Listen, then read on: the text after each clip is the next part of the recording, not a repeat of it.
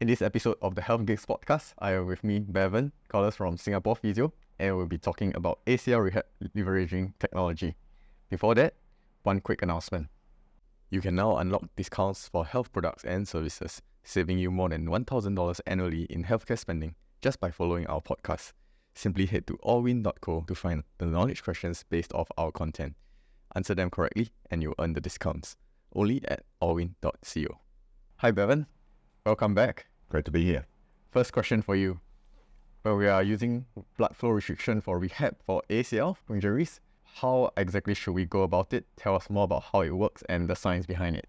Yeah, so blood flow restriction is something that's become really popular just in the last couple of years in physiotherapy. Initially, it was developed out of Japan, actually, by a sports scientist who developed it mostly for judo players. So the science behind it, or the idea behind it, is that if you restrict the blood flow to a muscle, it's going to fatigue faster. So the idea was that you could get extra benefits from training at a lower load. It was actually developed, I think, about 20, 30 years ago, and kind of got a little bit popular and then faded out. But recently it was kind of discovered to be especially good for a joint that is inflamed or a little bit fragile or angry, if you like. So it's being used more and more in physiotherapy clinics for particularly early stage post-operative care. So in the case of an ACL, for the first 4 weeks after the operation, your joint is quite inflamed. You know, having the surgery is quite a big trauma to the joint. It's swollen, red, hot, painful.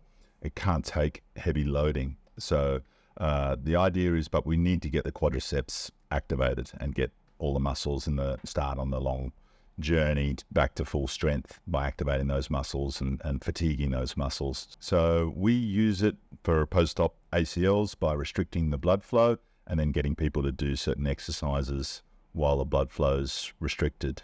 What are some exercises? Yeah. So the ones that we did with you are really common and effective early stage ACL exercise, which is isometric knee extensions. So we basically have got you sitting on the edge of the table, pushing into something that doesn't move, in this case the seatbelt, and getting you to contract for 10 seconds at a sort of a moderate to strong level. And as that blood flow is being restricted, you're going to fatigue and feel that you get tired in your quadricep much earlier than you normally would. So for early stage ACL, it's really important to wake up your quadricep. Isometric knee extensions has been shown to be one of the best ways to really improve that quads activation. Couple that with a blood flow restriction, you're going to fatigue the quads really quickly and hopefully get some strength gains out of that. I see. And then you do utilize that later on the rehab as well. We don't tend to use that blood flow restriction a lot in later stage rehab. There isn't as much evidence behind that as in the early phase. Some physios do, but for us, we tend to really use the blood flow restriction in that first sort of 4 to 6 weeks post-op. And for other injuries, whenever you've got a joint that's inflamed and irritable, and we don't want to aggravate the joint, but we want to strengthen the muscles, that's when we go to blood flow restriction. What you do utilize though are 3 very similar machines I see in the clinic. One is a fast twitch isokinetic machine, one is a regular knee extension machine, which you see in most gyms, and then you do one that utilizes flywheel.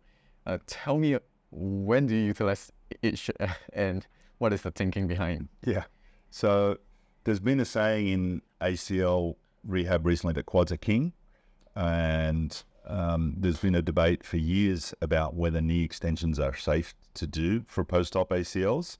It's been proven 100% they are very safe, even in early stage. There's still a lot of people worried about them and think they're not safe, and there's other people who think they're not functional because they're open chain and the weight's going through the shin rather than the sole of the foot. However, quads activation is really essential for a good ACL recovery, whether you go conservative or not. So the 3 different machines have all got their own charms, I guess. First of all, the isokinetic knee machine, as we talked about on the last episode, is really good for developing power, which is not just strength, but strength and speed together. So for a late stage training, we can really get a patient or an athlete pushing their quadricep through a range of motion really fast as well as strong. And it's also a really nice smooth contraction, and we find we can actually use it very early on as well, because it's developing that resistance through hydraulics. It's a nice smooth range. So, and we can use it for really accurate testing as well. So that's the isokinetic knee machine. Your traditional knee extension machine using the pin-loaded weights is really good for developing strength, not as good for developing power, and it's also really good for developing quads activation. It has been shown that it's almost essential to do knee extensions for post-operative ACLs because the quads are never quite activated as well as they are in the knee extension machine, particularly for the pin-loaded strength machine, because it really just magnifies the quadriceps and strips it bare, so it's got no other muscles assisting it.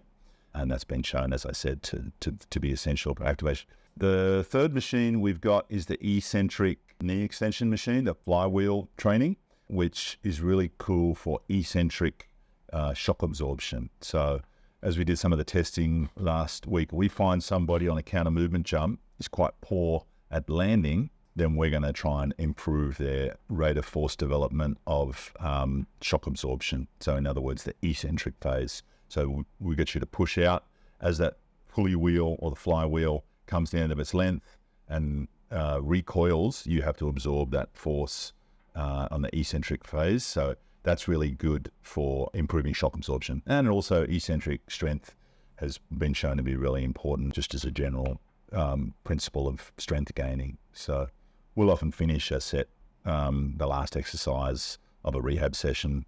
We like to use that pulley wheel training because it kind of finishes off the muscle and then we recover after that. Do you use all three machines in a single session, or do you prioritize which sequence you use them in the rehab period, throughout the rehab period?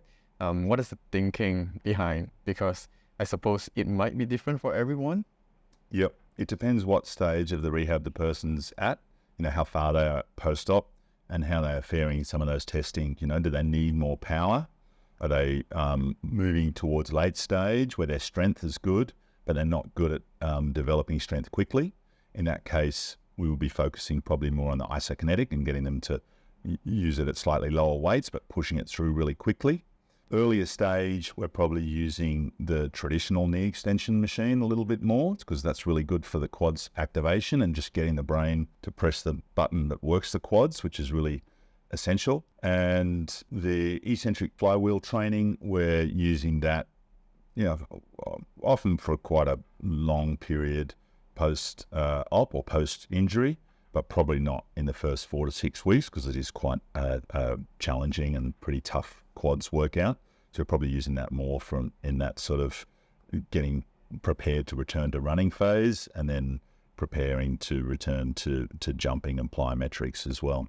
You might see this, you might not see this in the video, but I did feel myself cramping up when I was doing the flywheel as well as the isokinetic machine. Is there a learning curve to these machines? I think there is, yeah, particularly for the flywheel machine. Yeah, we normally, when people are getting used to doing it, if they're doing the squats, we'll set them up with some hand balance because it can be a little bit jerky until you got into the rhythm of how to use it.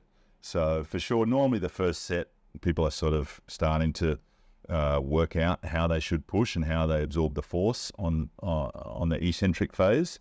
But once you've got it, then it gives you a really strong workout. Yeah. Thanks for having me, and thanks for letting me try all these machines. It has been eye-opening. Once again, if you have any questions for Bevan, please feel free to reach out to him or his team at Singapore Physio, or feel free to leave your comments in our YouTube video. That's all for now. Till next time, take care.